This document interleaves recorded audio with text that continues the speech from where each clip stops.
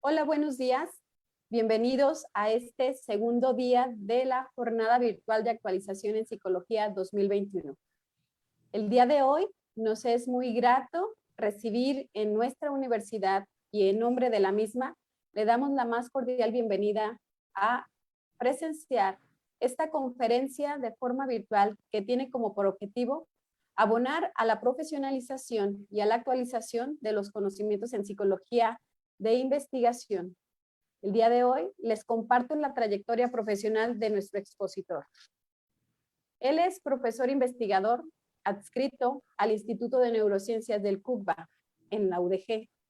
Lleva una formación académica en Ingeniería Química, también por la Universidad de Guadalajara, estudios de posgrado de doctorado en Investigación Biomédica Básica, es decir, neurociencias, a través de la UNAM, estancias de investigación en Sanville, Rieger, Bryan Institute, Johnson Hopkins University en Estados Unidos.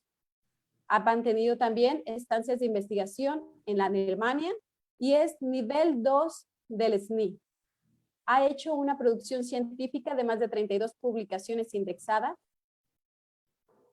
23 de ellas han sido publicadas en PubMed y más de 380 citas de sus trabajos documentados. Ha hecho proyectos de investigación financiados por CONACYT y ha recibido distinciones como la beca de excelencia en ingeniería por la ACU, la Asociación Hispánica del Colegio de Universidades, ha sido becado por la Sociedad Max Planck y ha tenido líneas de investigación en neurobiología de aprendizaje visual, la memoria y la percepción. Mantiene una inscripción en la sociedad del miembro de la Sociedad de Neurociencias de la América Psicológica. Bienvenido con ustedes con el tema modelos de aprendizaje visual discriminativo con saliencia variable. Nos es muy grato presentar el día de hoy al doctor Mario Treviño Villegas. Bienvenido. Muchas gracias, maestra Genoveva. Pues antes que nada me gustaría agradecerles mucho tanto a usted como al maestro Elí Lezama por esta grata invitación para compartirles un poco de lo que hacemos acá en nuestro laboratorio. También antes de que se me olvide, pues me gustaría comentarles que al final de esta charla haré un poco de promoción a nuestro posgrado que tenemos en el Instituto de Neurociencias, puesto que estamos muy interesados en encontrar perfiles de jóvenes inquietos que les interese aproximarse un poco, acercarse un poco al tipo de investigaciones como el que les voy a presentar el día de hoy. Entonces, no se olviden de revisar al final de esta charla un breve anuncio que yo haré para que pues, los que estén interesados se pongan en contacto con su servidor. Aquí en la primera diapositiva ustedes podrán observar que viene mi correo electrónico. También esa es una forma de contactarme. Y bueno, pues estamos a la orden desde el Instituto de Neurociencias. Por cierto, yo también soy el coordinador del posgrado. Entonces es una buena forma de acercarse a nosotros y pedir algo de información. Entonces, pues damos inicio a mi charla. Como les decía, para mí es un placer poderles compartir un poco lo que hacemos en el trabajo. El Instituto de Neurociencias está a unas cuadras de la Minerva, para los que sean de Guadalajara. Y bueno, en nuestro grupo de investigación tenemos, digamos que preguntas centrales que guían todo nuestro trabajo. Y una de esas preguntas centrales es que nos interesa tratar de entender cómo en el cerebro se gestan los procesos de transferencia y procesamiento de información en circuitos neuronales. Y para estudiar esto es una pregunta muy básica, biofísica, y para abordar este tipo de preguntas lo que hacemos es emplear un circuito modelo que en nuestro caso corresponde a la corteza visual del ratón. Como ustedes saben, el procesamiento de información sensorial en la corteza visual de los mamíferos, pues empieza en las retinas. En este caso en la diapositiva, en el lado izquierdo, les estoy mostrando una imagen de una retina de ratón, que obviamente tiene células especializadas, los conos y los bastones, como ustedes saben, que tienen mecanismos biofísicos muy específicos que permiten transducir la información lumínica en potenciales de acción. Y estos potenciales de acción es la moneda de cambio ya del cerebro, se propagan a lo largo de vías anatómicas bien descritas y llegan a la corteza visual primaria. Y aquí en la diapositiva al centro ven ustedes un cerebrito de un ratón, y en línea punteada, 2 cuadritos, ustedes pueden ver más o menos dónde está localizada la corteza visual primaria del ratón. Es en esta región en donde existen cientos de miles de neuronas interconectadas unas con otras y que codifican la información visual que entra por las retinas del ratón, ¿no? Empleando experimentos y mediciones de tipo de imagen intrínseca, se pueden evocar respuestas de campo, y eso lo muestro en la imagen de colores, en colores rojo y azul. Ustedes pueden ver cómo en una preparación de un ratoncito anestesiado, al estimular visualmente los ojos del ratón, se producen respuestas de campo muy fuertes, muy robustas en la corteza visual primaria y en áreas secundarias, que corresponden a la activación de grupos de células muy amplios, ¿no? Como ya les mencionaba. A nivel específico, a nivel neuronal, neurona por neurona, lo que se encuentra son especializaciones muy particulares en el procesamiento de información visual. Esto es, digamos que es conocimiento ya que lleva en la literatura décadas, y no es que un poco de un siglo. Y bueno, lo que se sabe aquí en el ejemplo que les pongo al inferior de la diapositiva es, vean ustedes cómo se han encontrado neuronas que responden con potenciales de acción. Estas rayitas de aquí son potenciales de acción, son espigas, y esta neurona responde activamente, responde de manera muy intensa cuando se le presenta al ratoncito en sus retinas una gradilla, una rejilla como la que ven aquí, moviéndose de izquierda a derecha. Entonces, ante ese movimiento de un estímulo visual, esta neurona responde activamente al estímulo. Lo interesante está en que cuando se mueve la dirección, se gira el movimiento, la dirección de movimiento de la rejilla, se hace 90 grados la rotación. En ese momento, la misma neurona que se muestra aquí en la parte inferior de la diapositiva, la misma neurona ya no dispara potenciales de acción. Entonces, eso ha llevado a muchos investigadores a identificar que estas neuronas se especializan en procesar atributos físicos muy específicos de los estímulos visuales, y de alguna forma se va segmentando el trabajo que tienen que hacer estas redes neuronales, ¿no? Para procesar los estímulos visuales. A su vez, pues estos circuitos que digamos codifican en primera instancia el estímulo perceptual que recibe el animalito, pues estos circuitos se conectan con otros más, por ejemplo, decisionales o de control motor, que son los que le permiten al ratoncito pues aprender tareas visuales, resolverlas con alta eficiencia. Aquí en la diapositiva les muestro en la parte derecha un ejemplo de una tarea que fue desarrollada por David Tank y Christopher Harvey.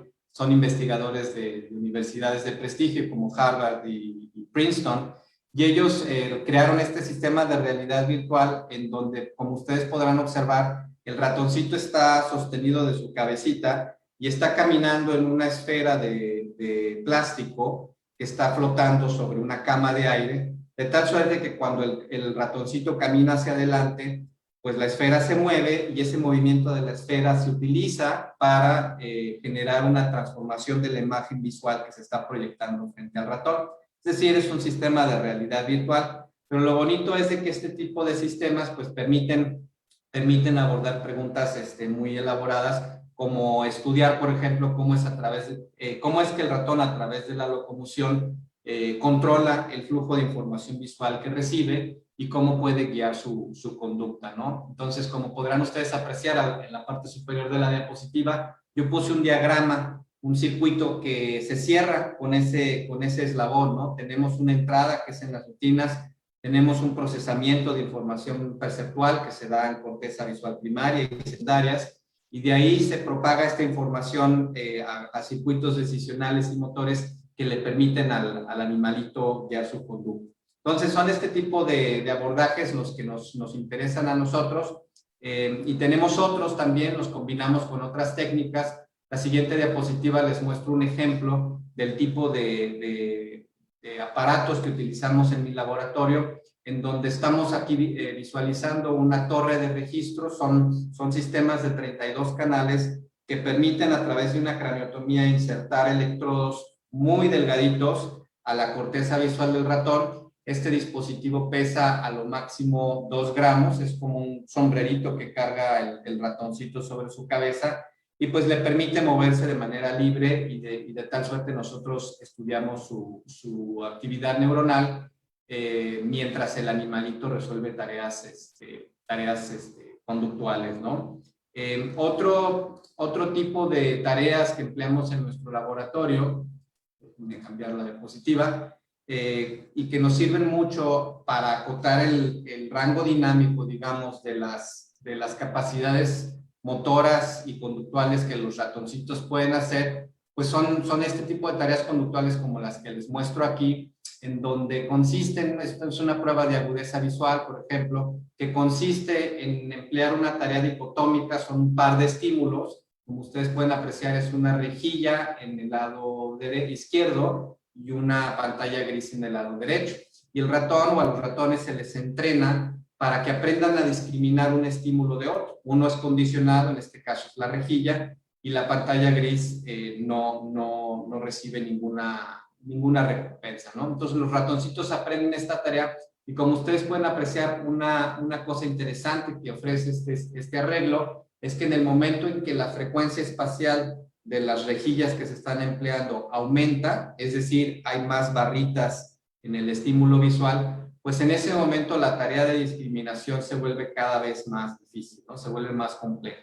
Resulta ser que esto ha sido bien estudiado, pues se han encontrado, tenemos publicaciones al respecto en donde se ha encontrado que la resolución de este tipo de tareas pues depende evidentemente de las retinas del ratón, tienen que estar sanas, tienen que estar intactas para que el ratón pueda resolver este tipo de tareas, pero además se ha visto y se ha demostrado que la resolución de este tipo de tareas depende sensiblemente de la corteza visual primaria, ¿no? Y esto se ha estudiado, por ejemplo, con experimentos de inactivación o con experimentos de lesiones químicas irreversibles, de tal suerte que la corteza visual primaria es un circuito fundamental para resolver estas tareas, ¿no? Y solo por darles un poco de números, vean ustedes cómo en la corteza visual del ratón, pues cada hemisferio está compuesto de unas 360,000 neuronas piramidales, interneuronas inhibidoras,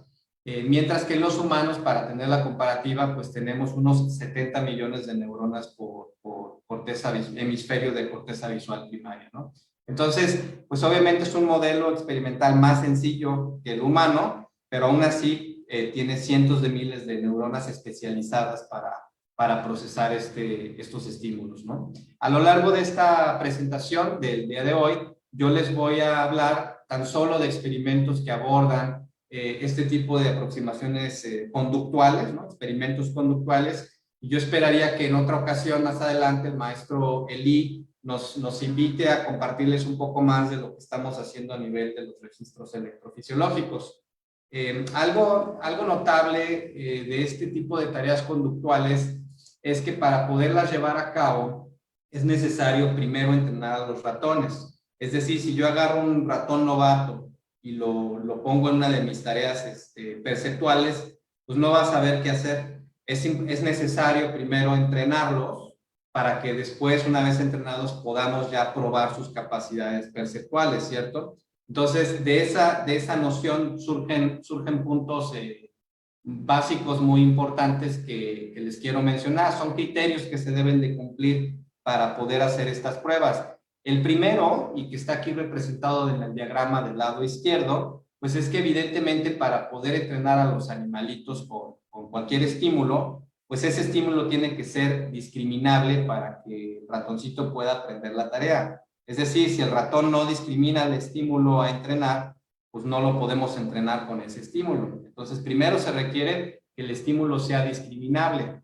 ¿De acuerdo? El segundo punto es de que una vez que el ratón comienza a aprender a discriminar, su desempeño en las tareas de discriminación aumenta, ¿de acuerdo? Es decir, cada vez discrimina mejor y resuelve mejor las tareas de discriminación. Entonces, esto es importante, o se los menciono, puesto que implica que de alguna forma que la capacidad discriminativa del ratón puede aumentar o disminuir dependiendo de qué tan bien o mal aprendió a discriminar, ¿cierto?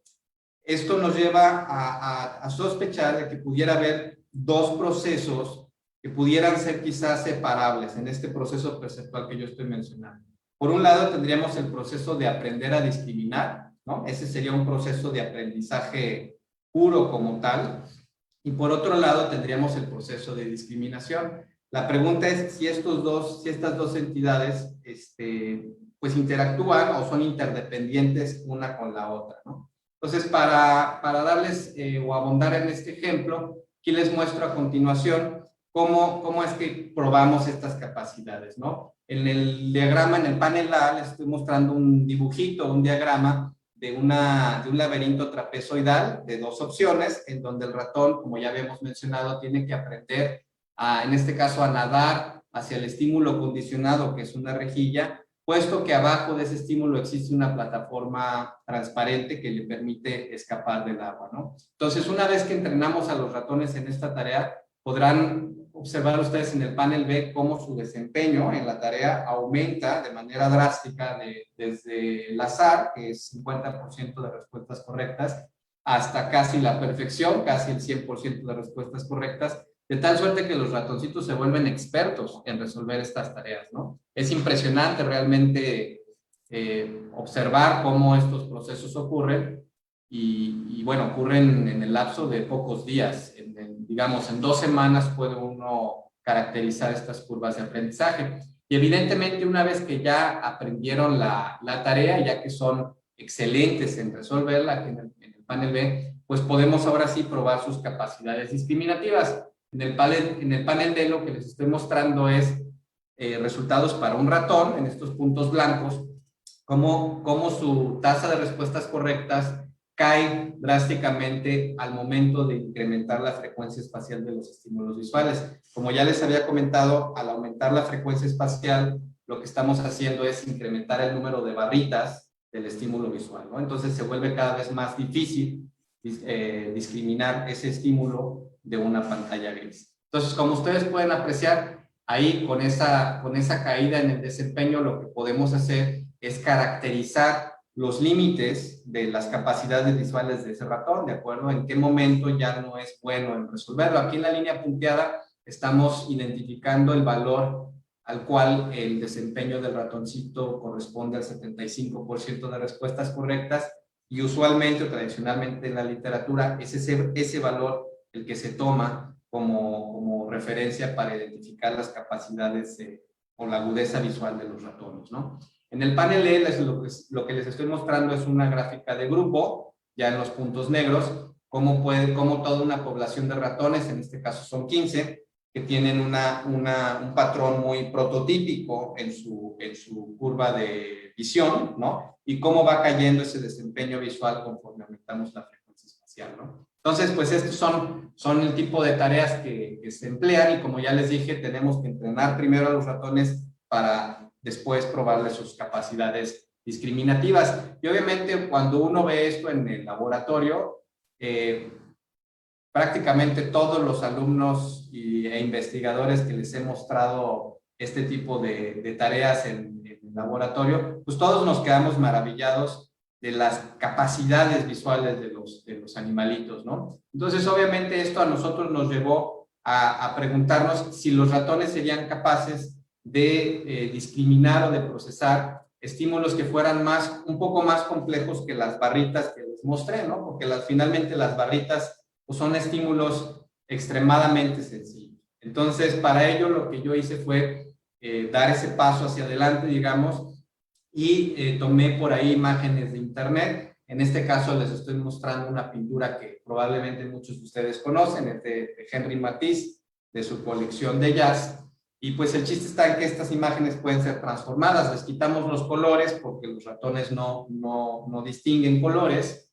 De manera general no lo hacen. Y con estas transformaciones, pues lo que hicimos fue primero investigar si pudiéramos emplear estímulos complejos como este para entrenar a los ratones. Y a continuación lo que les muestro son los videos, ejemplo, lo que yo hice son pilotajes. Digamos que yo escogí un solo ratón, lo empecé a entrenar, porque lo que yo quería investigar era como prueba del principio, quería saber si era viable que los ratoncitos pudieran aprender estas tareas. Entonces aquí estamos en estos videos, pues ustedes están viendo cómo el estímulo condicionado ahora está del lado derecho y el ratoncito ahí va resolviendo la tarea y elige el brazo correcto.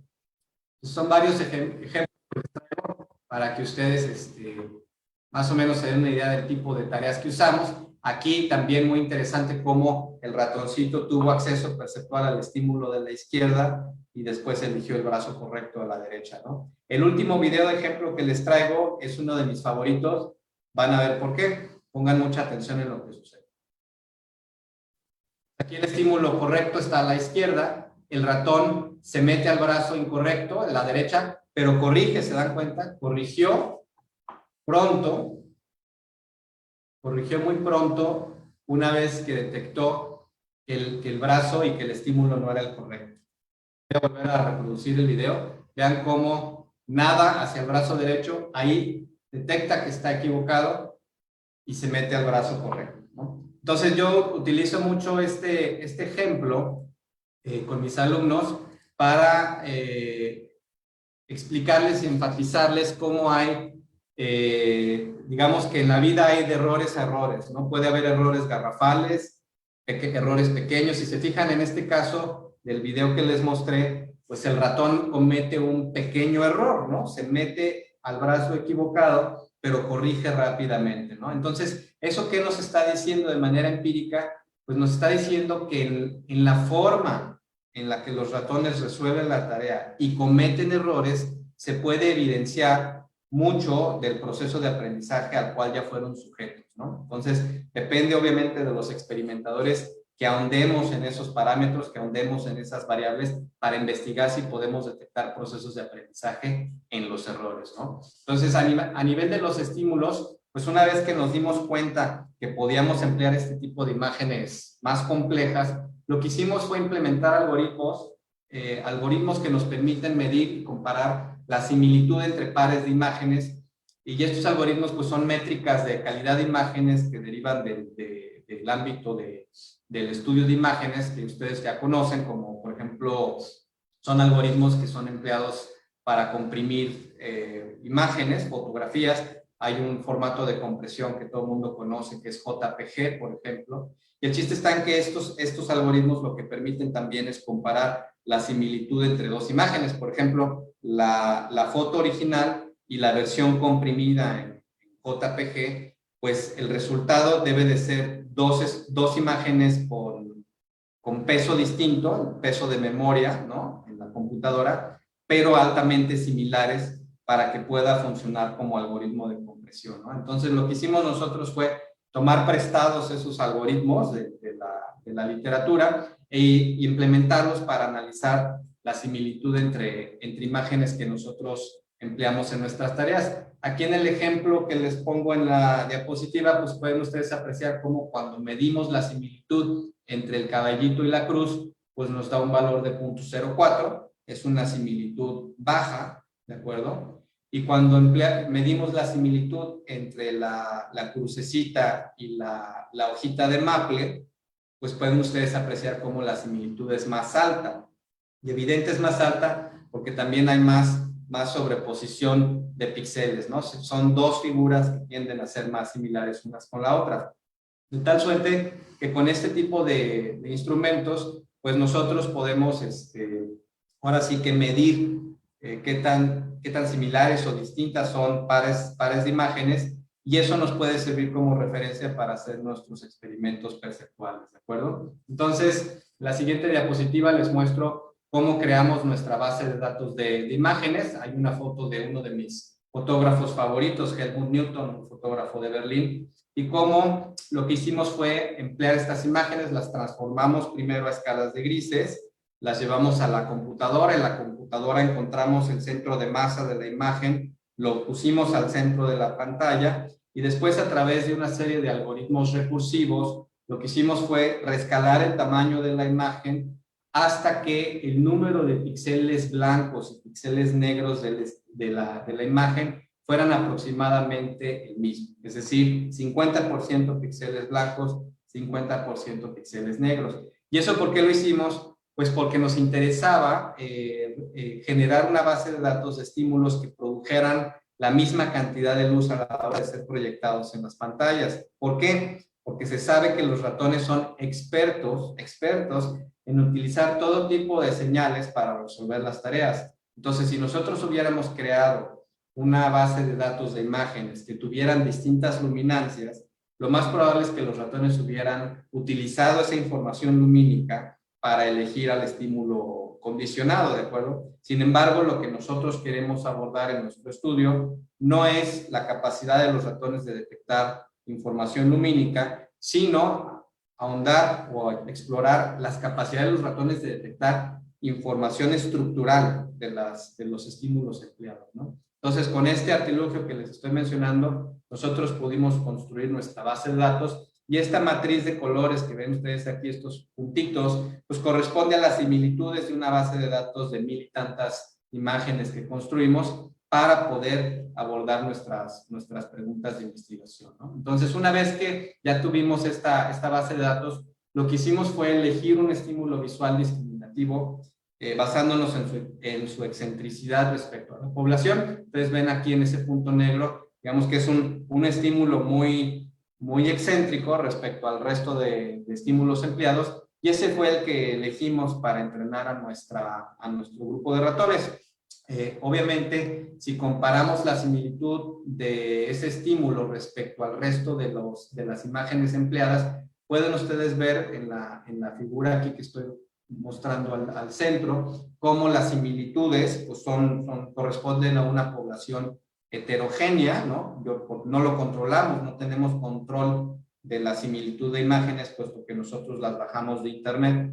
Pero algo que sí se puede hacer, y de aquí en adelante voy a referirme a estos colores, es que si nosotros agarramos estos estímulos y los ordenamos en su similitud de menor a mayor o de mayor a menor, nosotros podemos construir rampas de similitud creciente, aquí en azul, similitud creciente, o similitud decreciente en rojo, relativa al estímulo discriminativo que se va a entrenar, ¿no? Entonces, estos dos programas tienen algo muy peculiar. Si se fijan, estos dos programas de entrenamiento están conformados exactamente de los mismos estímulos. Lo único que estamos haciendo es invertir el arreglo temporal de los mismos para utilizarlos para un entrenamiento visual, ¿de acuerdo? Por ello mismo se le llaman entrenamientos con estímulos equiprobables. Equiprobables porque la probabilidad de utilizar a ese estímulo es la misma.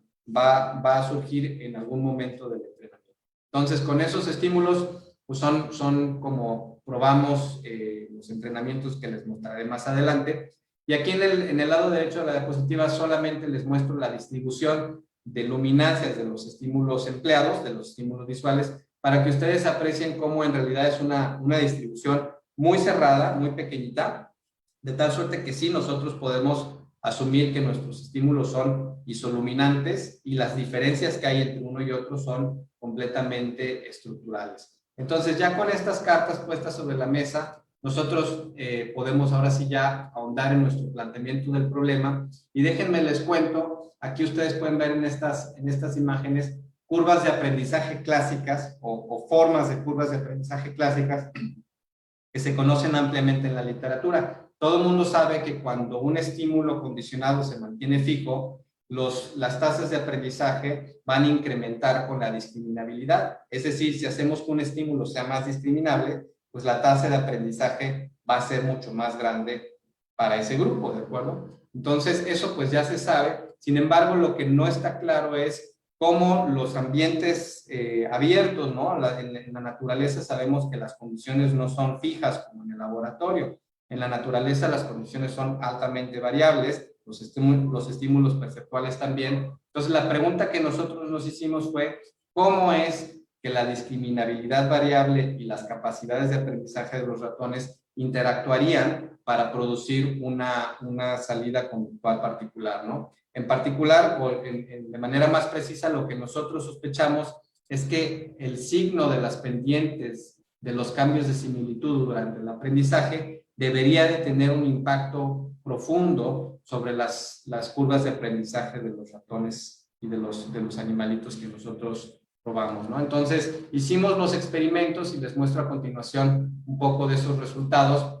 En la parte superior de la diapositiva estamos manteniendo las similitudes de los estímulos constantes a lo largo de todo el entrenamiento y, como era de esperarse, como ya les había mencionado, esto sí se sabe de la literatura, pues al momento de mantener estas similitudes constantes, lo que se puede apreciar es que al disminuir la similitud de los estímulos de entrenamiento, pues obviamente aumenta la tasa de aprendizaje, como ya les había mencionado, ¿no? Es decir, a menor similitud, mayor aprendizaje, y eso es claro, ¿no? La novedad aquí fue con nuestros resultados que están mostrados en los paneles B y C, que como pueden ustedes observar, cuando fueron entrenados con estímulos equiprobables, pues lo que estamos viendo es de que las rampas de similitud, ya sea de similitud decreciente en rojo o similitud creciente en azul, pues lo que hicieron fue darnos curvas de aprendizaje muy diferentes unas de otras, ¿no? De hecho, si ustedes aprecian, pueden aquí ver cómo el grupo rojo alcanzó un máximo de aprendizaje mucho mayor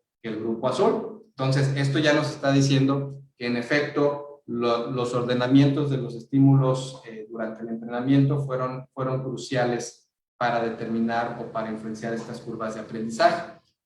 Para examinar todavía más el impacto de estos programas de entrenamiento sobre el aprendizaje de los ratones, lo que hicimos fue utilizar al final del entrenamiento una prueba de extinción que se conocen, los psicólogos las conocen muy bien, en donde el estímulo condicionado deja de serlo, o sea, se elimina o se desconecta la recompensa del estímulo condicionado, de tal suerte que lo que comienza a suceder en la alberca que nosotros usamos es que los ratones en este momento comienzan a aprender que nadar hacia el estímulo condicionado ya no implica o ya no involucra escape de la alberca, ¿no? Entonces, una vez con esa situación, lo que se puede hacer es medir un índice de retención que equivale a qué tanta conducta de la entrenada y la observada inicialmente con el paradigma inicial se preserva a lo largo de los ensayos de extinción que se están probando. Y como ustedes podrán apreciar aquí en estos dos paneles, es claro que el grupo que fue entrenado con similitud decreciente tiene una extinción mucho más lenta que el grupo que fue entrenado con similitud creciente.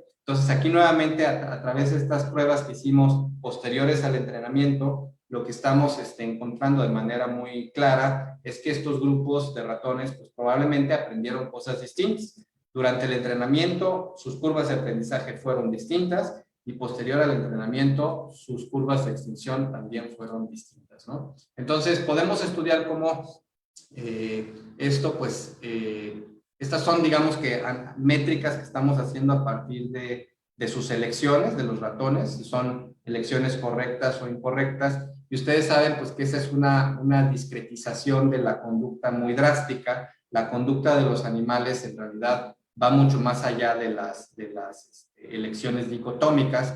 Y aquí lo que les muestro en la diapositiva es tan solo un ejemplo, no voy a ahondar mucho en ello, pero es mostrarles a ustedes cómo en realidad, pues obviamente cuando uno se involucra en análisis de la conducta, pues uno puede ahondar en ese análisis. Y aquí les muestro cómo los ratones están nadando dentro de la alberca y cómo van nadando de formas muy particulares en función del periodo de entrenamiento en el cual están siendo probados y también en función de la condición de discriminabilidad en la cual están siendo, o del grupo experimental al cual pertenece ese ratón, ¿no? Entonces, pues aquí están esas curvas. Obviamente se pueden analizar esos nados y se les puede, en este ejemplo que les muestro a continuación, estamos identificando la curvatura de las trayectorias de nado. Y obviamente cuando el ratón da vuelta, pues tenemos una mayor curvatura, por eso ustedes ven aquí el color rojo. Y cuando el ratón va en línea recta o va en una dirección con poco cambio, pues tiene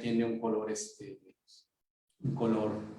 azul, ¿no? Entonces, con este tipo de análisis uno puede ahondar en el análisis conductual. Aquí Por ejemplo, les muestro cómo se puede segmentar la alberca en diferentes zonas de interés, zonas muy importantes que le confieren al animalito información discriminativa muy diferente, muy específica, dependiendo de la zona en la que esté.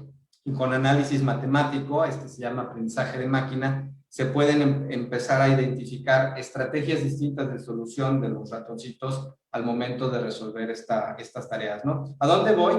Bueno, para sintetizar el argumento y no perdernos en mucho análisis, solamente comentarles que cuando nosotros dirigimos nuestro análisis sofisticado sobre las trayectorias de nado a estos dos grupos experimentales, pues lo que encontramos es nuevamente que la forma en que estos dos grupos resolvieron la tarea fueron formas muy diferentes, ¿no? Entonces, los programas de entrenamiento tuvieron un impacto rotundo sobre las elecciones de los ratones, sobre las curvas de aprendizaje de los ratones, sobre las curvas de extinción de los ratones y sobre la forma en que estos grupos resolvieron la tarea dentro de la alberca, ¿no? Solamente para cerrar el argumento, aquí les muestro en la parte derecha. Ven ustedes cómo cuando dirigimos nuestro análisis conductual a las trayectorias de nado, de los errores, de los ensayos que correspondieron a errores, pues aquí también encontramos una medición o una información muy poderosa respecto al aprendizaje de los grupos experimentales. Se acordarán con el video, yo ya les había mencionado que en la forma en que se cometen los errores, pues también puede uno detectar los procesos de aprendizaje, ¿no? Entonces, eso pues está aquí evidenciado a través de análisis matemático. Para los que les interese, pues podrán revisar también nuestros trabajos publicados para ahondar un poco más en lo que hacemos, ¿no? En el laboratorio. Ahora, ya con estos datos, pues aquí hice una síntesis de nuestros grupos experimentales y ustedes podrán ver cómo a través de implementar aquí en el panel C distintas programas de entrenamiento basados en estímulos equiprobables,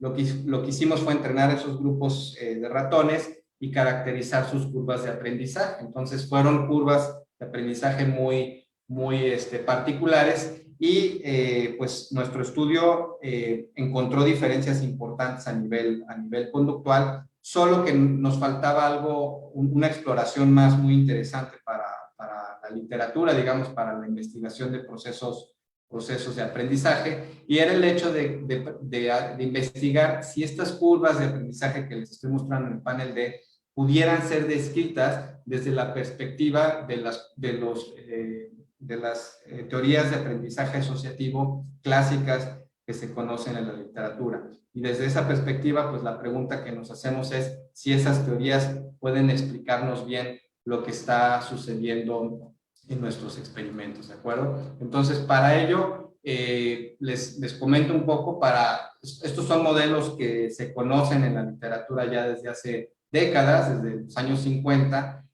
No voy a ahondar mucho en los modelos matemáticos porque por ahí tutores míos en el pasado me decían que presentar ecuaciones en seminarios es de mala educación, pero solamente compartirles que pues, son modelos muy sencillos, son ecuaciones diferenciales basadas en operadores lineales que tienen en este caso o tratan de predecir cómo está cambiando la fuerza asociativa en el tiempo a través del aprendizaje, evidentemente, y ese cambio de la fuerza asociativa pues va a depender de varios factores, pero de uno de ellos es esta alfa que está representada aquí en la ecuación, que corresponde a la saliencia del estímulo entrenado, que opera como un factor de ganancia sobre la diferencia de la asíntota de aprendizaje, que es lambda, y la fuerza asociativa tiempo t, que es BDT, ¿no?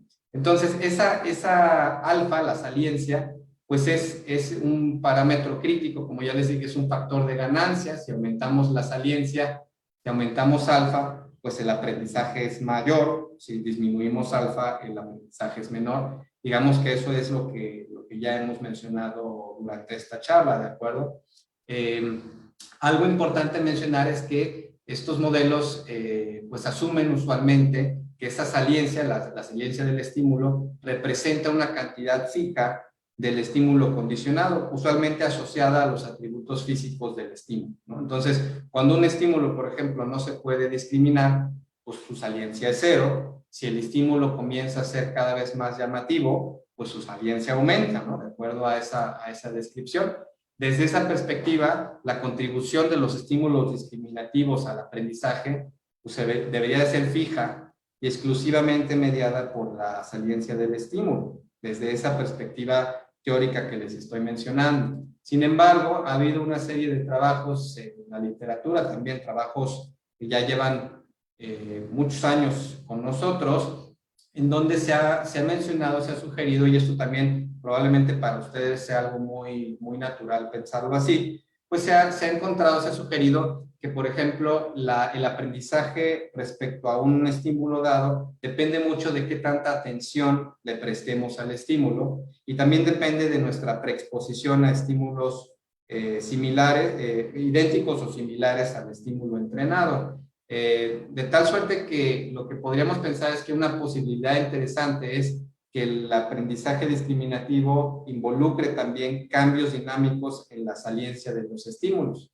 Esto es, la sugerencia, digamos, es proponer que la saliencia de los estímulos pudiera modificarse de acuerdo a procesos de motivación, de atención, y bueno, pues no somos los primeros en sospecharlo. Muchas teorías de atención selectiva han sugerido que precisamente la saliencia de los estímulos no solamente depende de las propiedades físicas de los mismos, sino que también esta saliencia modifica o varía de acuerdo a las interacciones que el participante tenga con el estímulo, ¿no? A la experiencia. Entonces, podemos tener experiencias gratas con un estímulo y eso va a modificar la saliencia del estímulo mismo, ¿no? Desde las perspectivas teóricas, pues aquí les puse, digamos, las propuestas más importantes. Por un lado tenemos a John McIntosh, que él decía o él sugirió que un estímulo podría ganar saliencia en la medida en que prediga mejor una consecuencia dada, ¿de acuerdo? Entonces, John McIntosh dice, los estímulos pueden ganar saliencia si son mejores predictores de una recompensa. Por otro lado, John Pearce, el segundo ejemplo que les traigo, él decía quizá algo aparentemente opuesto. Él decía que los estímulos pierden saliencia conforme aprendemos, conforme son menos sorpresivos o menos novedosos para la situación entrenada particular, ¿no? Entonces, digamos que se va desgastando la saliencia del estímulo conforme interactuamos con él. Esa es la propuesta de John Pearce.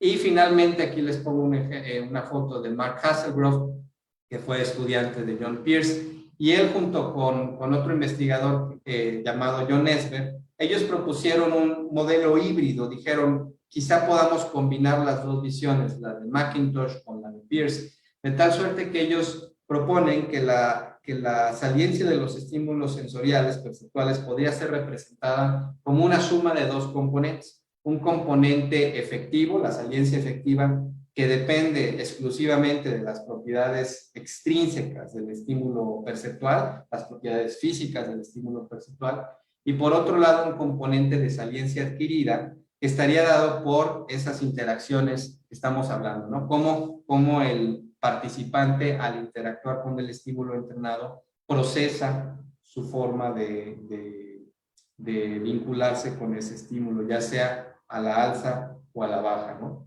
Entonces, de acuerdo a estas ideas que les acabo de proponer o de sugerir, podemos hacer unas pequeñas enmiendas al modelo, en donde, si se fijan aquí, yo ya estoy representando a la alfa de t, que es una saliencia, como una función de la similitud de los estímulos. Esto es una parte extrínseca, sería la saliencia implícita del estímulo, la saliencia efectiva, y la compensación o la corrección podría ser agregarle un componente de saliencia adquirida a ese modelo para poder poner a prueba la hipótesis, ¿de acuerdo? Entonces, lo que nosotros hicimos fue matemáticamente hacer esas representaciones. Aquí lo que les muestro en la diapositiva es una tabla con las definiciones matemáticas que estamos empleando para representar la saliencia de los estímulos. Y lo que ustedes pueden apreciar es que conforme avanzan los modelos, pues cada vez lo estamos haciendo, hacemos esa representación un poco más sofisticada.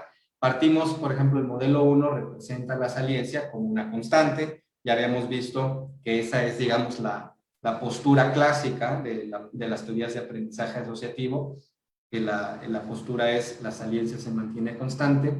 Y como ustedes pueden apreciar, conforme avanzamos en los modelos matemáticos, pues vamos haciendo más sofisticada esa representación y ya le permitimos en el momento en que incorporamos un componente de saliencia adquirida, pues ya le estamos permitiendo a la saliencia neta del estímulo modificarse en el tiempo conforme el participante interactúa con el estímulo, ¿no? Entonces, estos fueron los modelos. No voy a adentrarme mucho en la, digamos que en la matemática ni en la justificación de por qué estas representaciones. Está todo el material publicado, los invito a que lo busquen. Pero bueno, lo que hicimos fue implementar ahora sí algoritmos. Aquí les estoy mostrando un video. Son algoritmos de solución, son métodos numéricos de segundo orden que permiten, voy a regresar al video porque ya no lo vi, ahí está. Son algoritmos de segundo orden que permiten resolver la ecuación diferencial que les mostré al inicio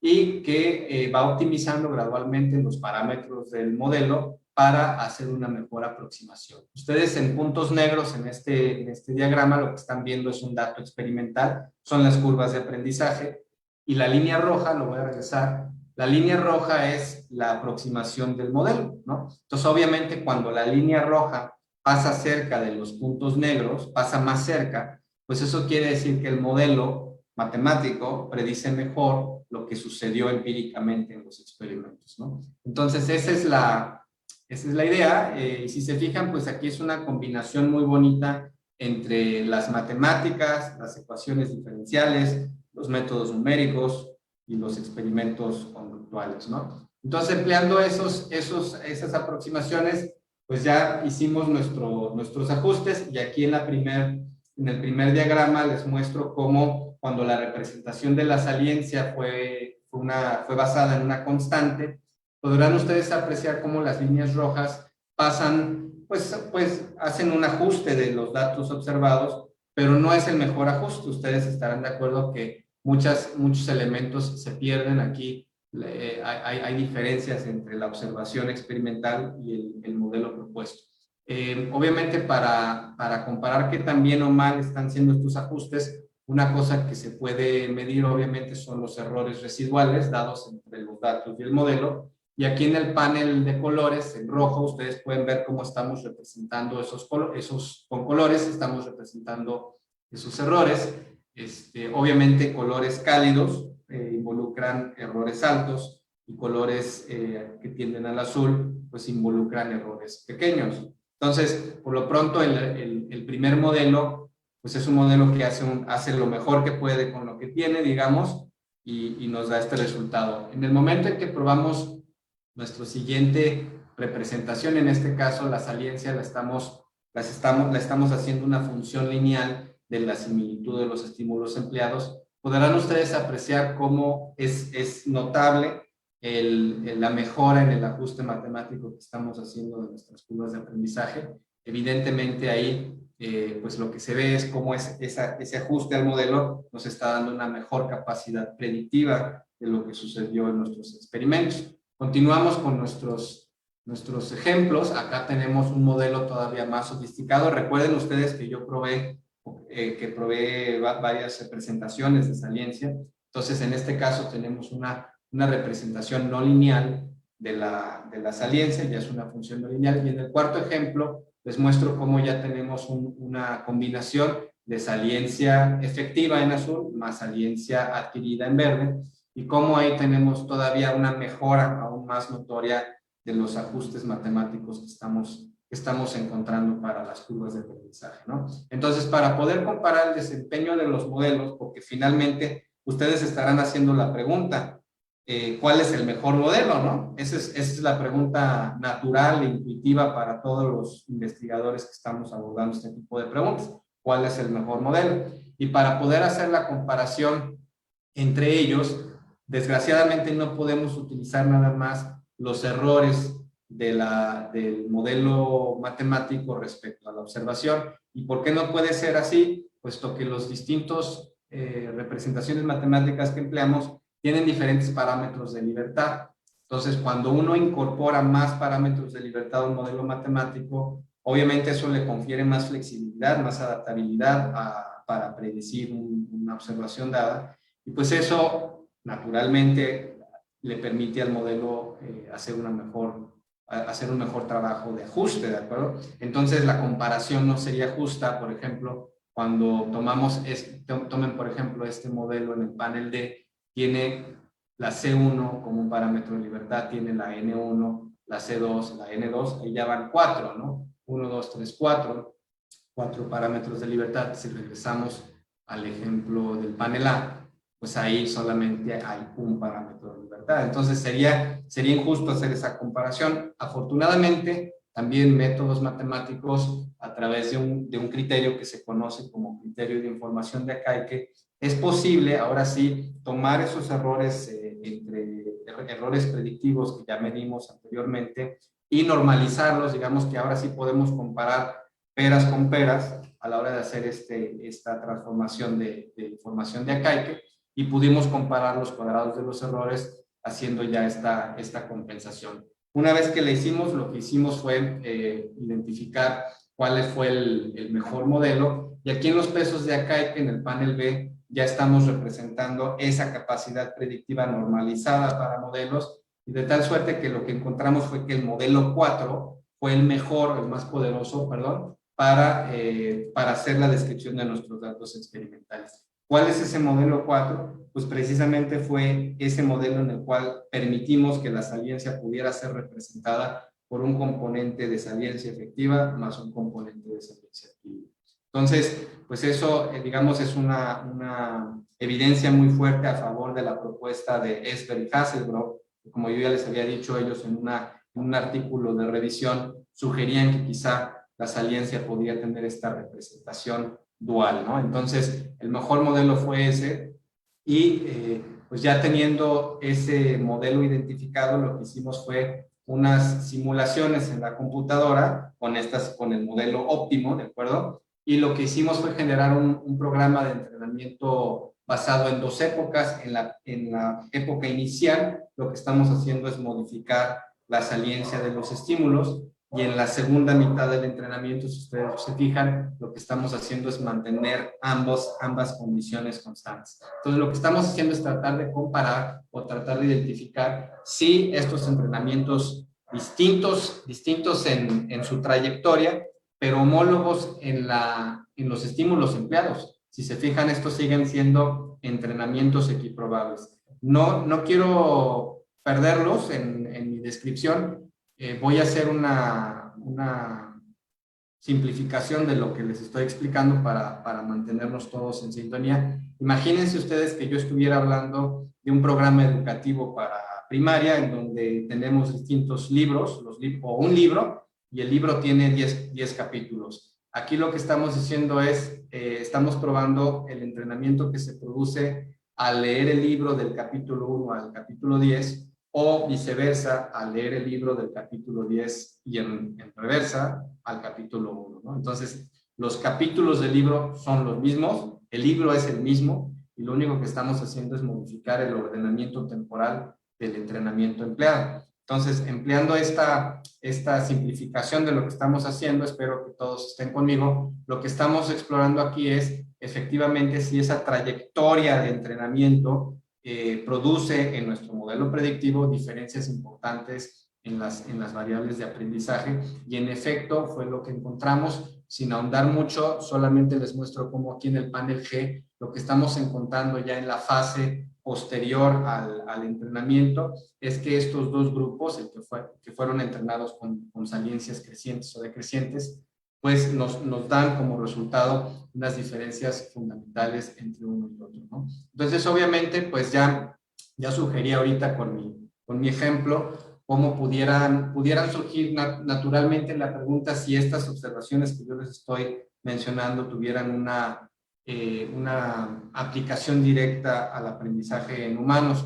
Evidentemente, pues eso es una pregunta de interés general, y lo que hicimos y ya con eso me dirijo hacia el cierre de mi charla del día de hoy para no saturarlos mucho, pero bueno, tratamos de tomar esta idea y probarla en aprendizaje con humanos. Entonces, para ello, lo que hicimos fue plantear una tarea o adaptar una tarea de aprendizaje perceptual para humanos que fue originalmente diseñada por Charles Gilbert. Él fue alumno de Thorsten Wiesel, un premio Nobel de los años 60 muy importante del campo de la fisiología visual.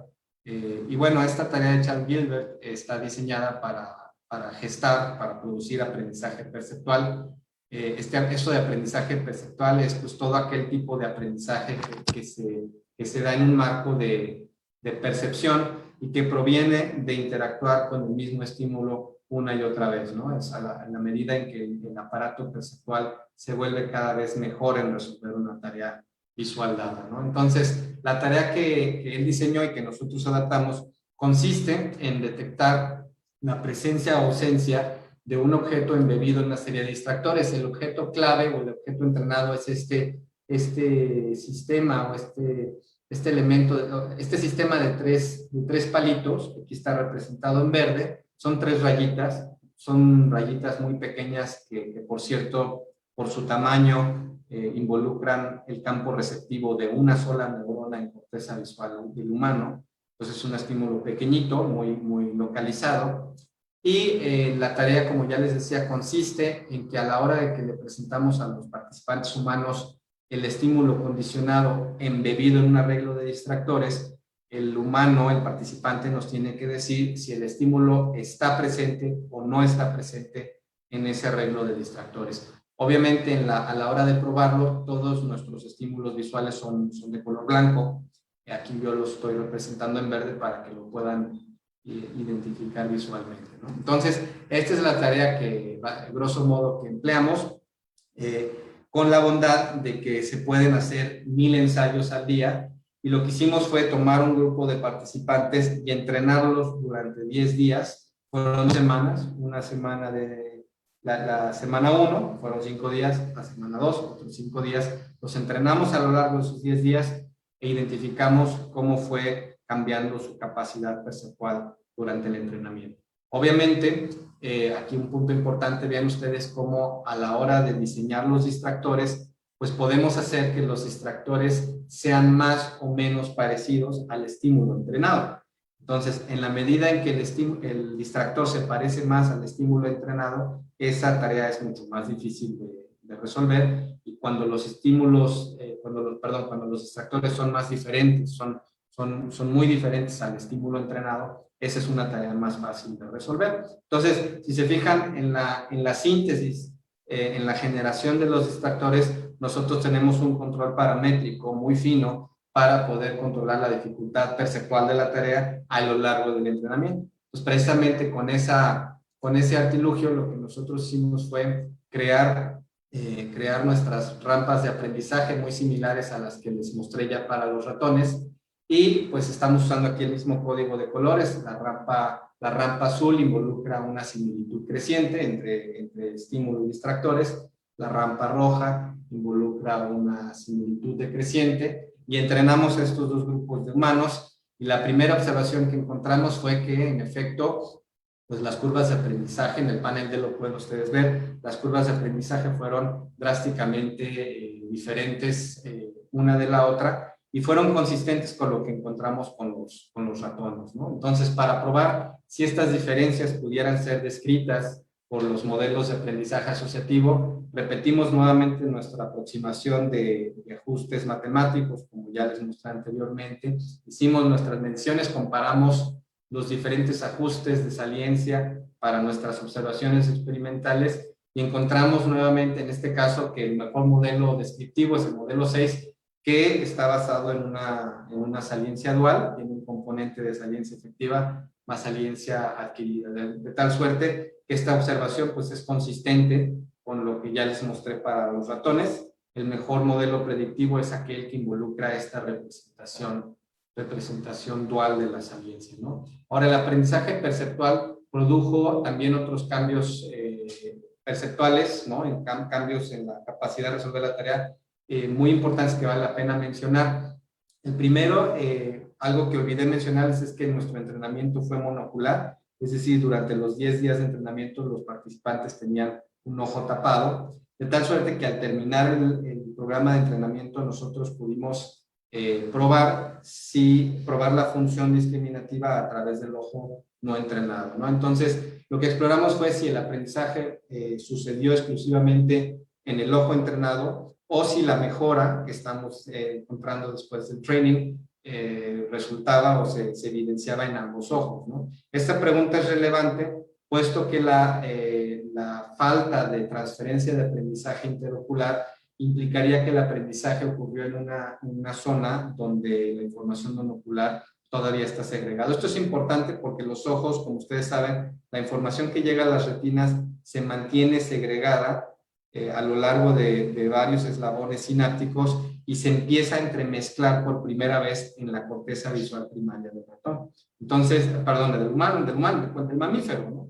Entonces, esa diferencia es importante y a través de, como ya les mencionaba, de medir si la transferencia de aprendizaje se da entre los dos ojos, pues uno ya puede ahí inferir mucho dónde se está llevando a cabo el sitio del aprendizaje perceptual, ¿no?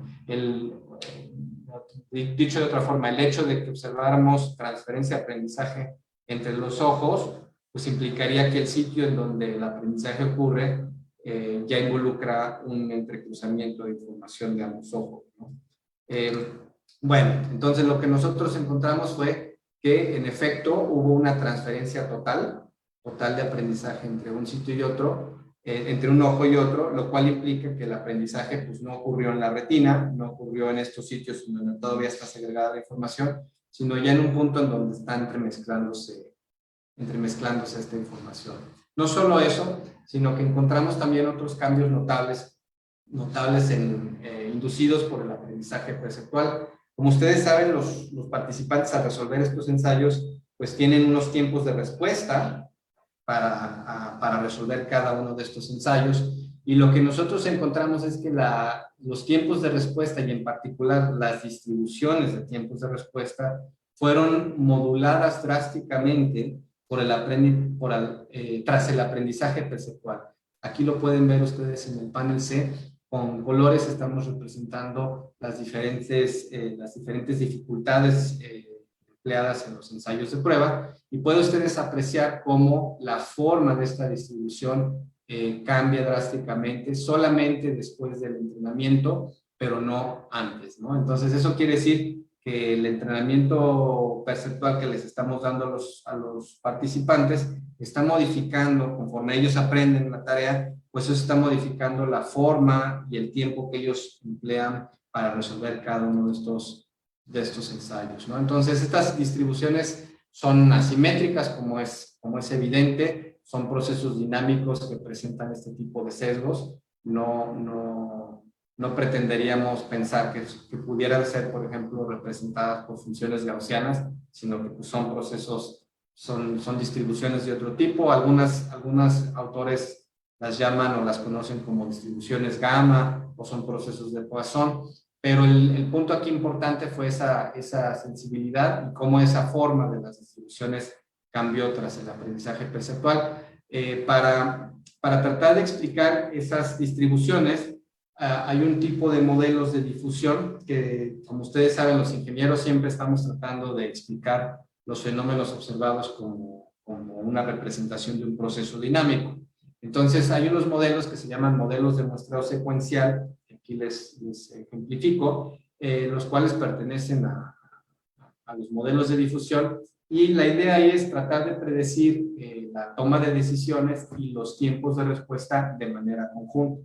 Es decir, ya no solamente queremos saber qué elige un participante, sino cuánto tiempo se toma en elegirlo, ¿no? Pues la idea es que se crean partículas o acumuladores de información más ruido. Por eso ven ustedes que la trayectoria de estos trazos es ruidosa. Nosotros tenemos un control fino de la cantidad de ruido que se le está sumando a este acumulador, pero el punto central es de que la evidencia discriminativa se acumula en el tiempo hasta que este sistema llega y cruza un umbral particular dado por el modelo mismo, ¿no? Entonces, la idea es de que estos modelos nos van a decir qué se elige, por ejemplo, si se elige A o B, y cuánto tiempo se tarda en elegir A o B en función de ese punto de cruce que se está dando con el umbral particular, ¿no? Entonces, Son modelos que integran, como ya les dije, qué se elige y cuánto tiempo toma, y tienen parámetros relevantes. Obviamente tienen una velocidad de acumulación de información que es proporcional a la pendiente que ustedes ven de ese trazo. Cuando la velocidad de acumulación es baja,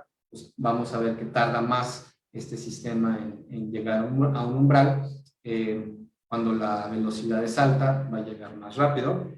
También tenemos los límites o umbrales del proceso de discriminación, que van a hacer que la decisión sea o requiera más o menos información acumulada para tomarse, y bueno, entre otros, ¿no? Tiene muchos parámetros de libertad. Entonces, lo que sucede con estos modelos es de que, aquí les muestro a continuación, estos son simulaciones que están hechas por computadora, pero grosso modo lo importante que yo les quiero mencionar es cómo, obviamente, al variar la velocidad de acumulación de información, aquí en verde, en el panel B, pueden ustedes ver cómo la forma de las distribuciones de tiempos de respuesta cambia drásticamente, es decir, se está modulando por la velocidad de acumulación de información.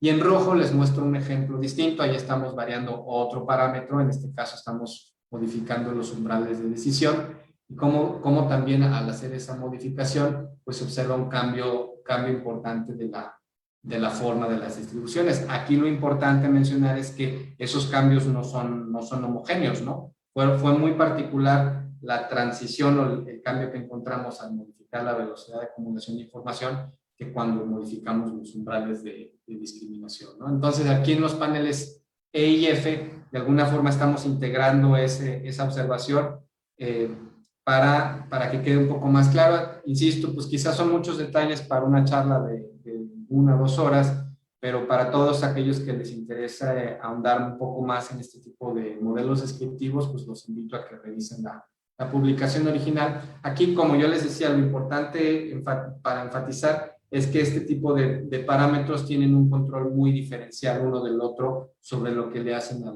las distribuciones de tiempos de respuesta. Entonces, ya dicho eso, acá en la siguiente diapositiva les muestro nuestros ajustes, en donde algo muy bonito, en puntos grises estamos viendo los datos experimentales de los humanos que recibieron nuestra tarea, y en las líneas continuas azul y roja lo que estamos haciendo es mostrar los ajustes ya de ese modelo de difusión. Y pues como ustedes pueden apreciar, los ajustes fueron muy certeros, lo cual habla bien del modelo de difusión como un modelo satisfactorio para predecir estas observaciones experimentales. Y bueno, derivado de esos ajustes, lo importante aquí a mencionar es que encontramos que en efecto la variable sensible que estaba capturando las diferencias en las distribuciones que estamos observando empíricamente fue la velocidad de acumulación de información, y eso se puede apreciar en el panel F, como antes del aprendizaje, antes del entrenamiento, esos valores estimados de velocidad de aprendizaje pues estaban todos en valores muy bajos, aquí en los puntos vacíos, en los puntos blancos. Y después del aprendizaje perceptual, lo que ustedes pueden ver es la emergencia de estas dos curvas psicométricas. Ya los datos están distribuidos de tal forma, en donde ya se puede evidenciar claramente, pues cómo como les decía, la velocidad de acumulación de información está capturando de manera satisfactoria lo que le sucede a las distribuciones de tiempos de respuesta, ¿no? Entonces ya con ello, para no saturarlos más, quiero hacer unas conclusiones generales y ya dar apertura a preguntas que ustedes pudieran tener.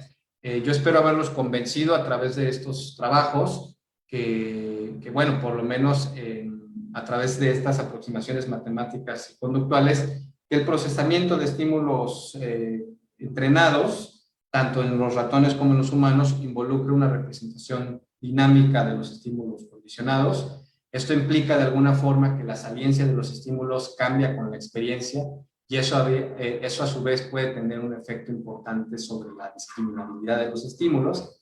Entonces ese procesamiento pues no es constante. También implica que las curvas y los procesos de aprendizaje dependen sensiblemente de las trayectorias de entrenamiento, lo cual a su vez sugiere que obviamente estos procesos de entrenamiento podrían optimizarse. Es decir, no todos los entrenamientos van a producir el mismo aprendizaje. Entonces esa noción es muy importante, puesto que puede llevarnos a elegir mejores tácticas para entrenar grupos experimentales, ¿no? Y obviamente las diferentes trayectorias de aprendizaje se asocian también con un procesamiento atencional de estímulos muy particulares, esto derivado de las distribuciones de tiempos de respuesta que ya les mostré, ¿no? Algunas implicaciones que yo considero importante mencionar, pues una es que la interdependencia entre la saliencia y el aprendizaje que estuvimos viendo determina fuertemente cómo es que los seres vivos dirigen su atención hacia el mundo exterior para tomar decisiones, ¿no? Ya a nivel de laboratorio, los experimentos controlados, pues a nosotros nos interesaría seguir explorando los factores externos e internos que pudieran modificar esta representación de saliencia de los estímulos, y que a su vez, pues como ustedes saben, controla la velocidad del aprendizaje, ¿no? También queremos explorar distintos programas de entrenamiento y ver si podemos identificar programas óptimos, programas subóptimos, y cuáles serían los parámetros que nos permiten medir o separar uno de otro, ¿no? Queremos emplear o diseñar programas de entrenamiento contingentes a las respuestas de los participantes, puesto que precisamente si esa representación que el participante hace del estímulo es dinámica, pues podría ser muy útil y muy importante tratar de comenzar a pensar en una retroalimentación, ¿no? De tal suerte que los programas de entrenamiento estuvieran sensiblemente guiados por la misma conducta observada de los participantes entrenados. Posibles implicaciones relevantes para el diseño, obviamente, de cursos para niños, para adolescentes, digamos, todos los niveles educativos. Y a mediano plazo de nuestro laboratorio, pues obviamente también nos interesaría explorar cómo estos procesamientos de saliencia pudieran vincularse con algunos desórdenes psiquiátricos, con adicciones, puesto que se ha sugerido que hay procesamientos aberrantes de la saliencia de los estímulos en este tipo de patologías, ¿no? Entonces, con eso, pues yo termino, doy las gracias. No olvidemos que más adelante quiero hacer un anuncio para reiterarles nuestro interés en que se acerquen con nosotros, pero por lo pronto yo paro aquí un poco y pues estoy atento a sus preguntas, recomendaciones, sugerencias, críticas. Adelante.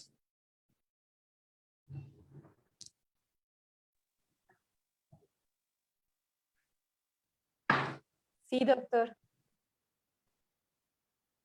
Sí. Definitivamente, esta información que nos acaba de compartir el doctor Treviño es información muy atractiva, muy novedosa, pero sobre todo muy sorprendente de cómo los procesos de aprendizaje determinan tanto en la forma en la que nosotros podemos interpretar nuestro mundo. Aquí definitivamente, doctor, tendrá muchos interesados en participar en estas investigaciones que usted tiene, y creo que lo más importante radica justamente en esa parte de aplicación, ¿no?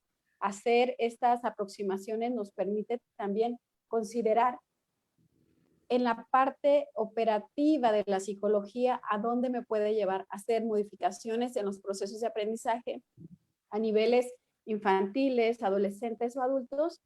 Y ese mediano a largo plazo me parece muy interesante porque nos va a permitir también entender los procesos que ocurren en las personas con alguna alteración psicológica o con alguna alteración a nivel de procesos psicológicos mentales. Y que también nos pueda ayudar en la reestructuración de algunos patrones para modificar su sistema de aprendizaje. Es mucha información, muy atractiva toda ella. Sin embargo, creo que nos quedamos con muchas incógnitas, muchas respuestas, pero muchísimas más incógnitas. Los muchachos están conectados, están participando. No hay como tal una pregunta expresa.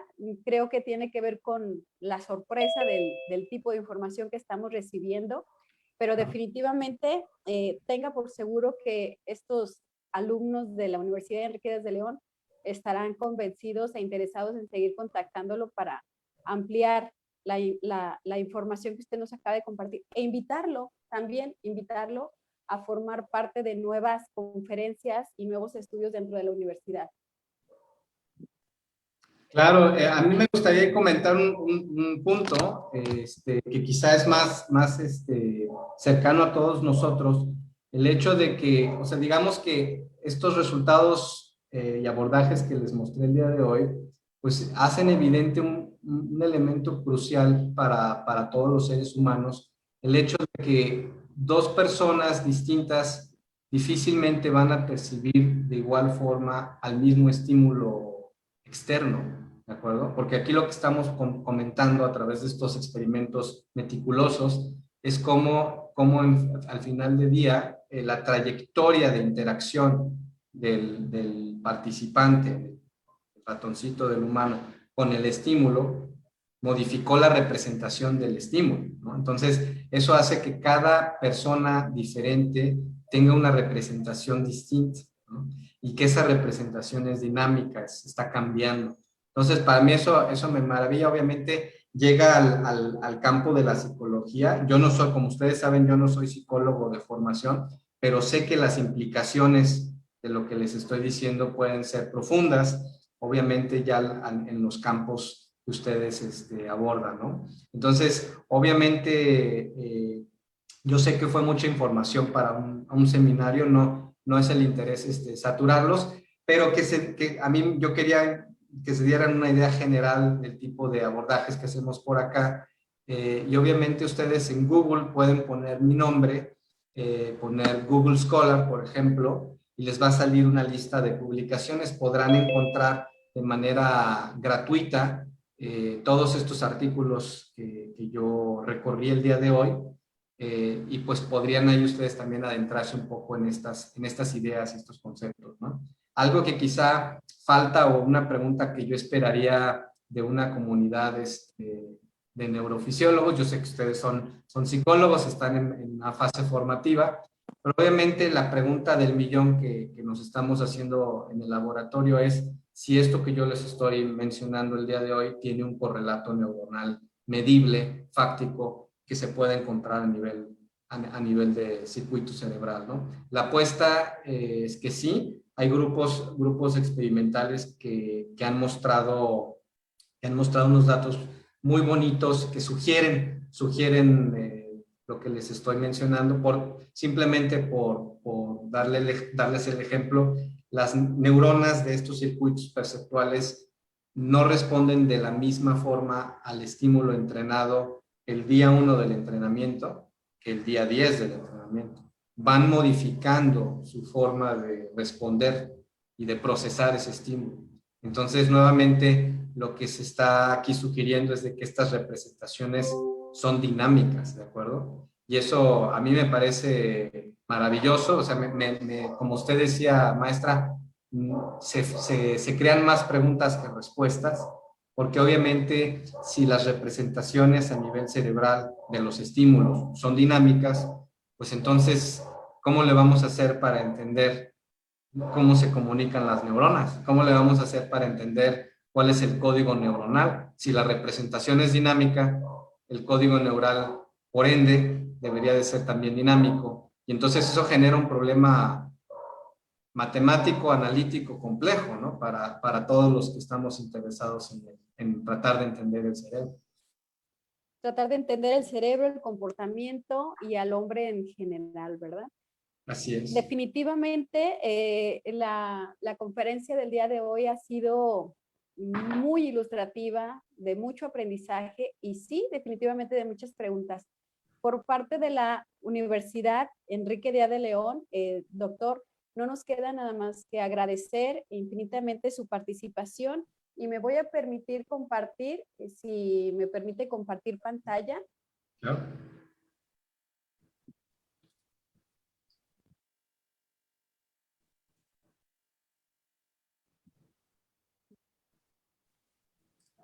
Por parte de la Universidad Enrique Díaz de León, le hacemos entrega de un reconocimiento virtual.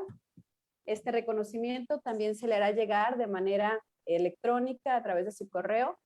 pero básicamente menciona: la licenciatura en psicología otorga el presente reconocimiento al doctor Mario Treviño Villegas por su brillante participación en la conferencia titulada Modelos de aprendizaje visual discriminativo con saliencia variable, Jornada Virtual de Actualización de Psicología 2021, Enseñemos el buen camino a la juventud, 19 de mayo 2021, Guadalajara, Jalisco. Muchísimas gracias, doctor.